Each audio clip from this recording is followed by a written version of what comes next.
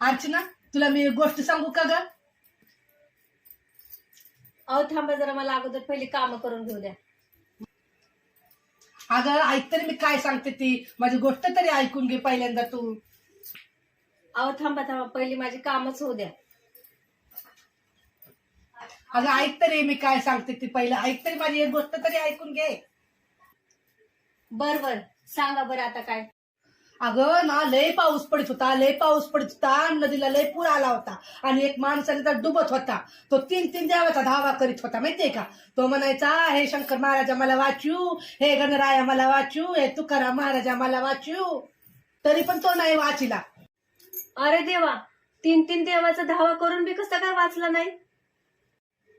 अगं बाई, तो तीन देवाचा धावा करीत होता आणि तिन्ही बी देव आहे ना एकमेकाच्या भरोशा बसले होते. त्याला वाटलं गजानन महाराजाला वाटलं तो जाईल, आणि तुकाराम महाराजाला वाटलं शंकर महाराज जाईल, शंकर महाराजाला वाटलं गणराया जाईल, म्हणून तो डुबैला. आपण पण ताई ह्या दगडावरून त्या दगडावर उड्या मारण्यापेक्षा एकाच देवाचा धावा केला पाहिजे बघा. हे बरोबर आहे बघा.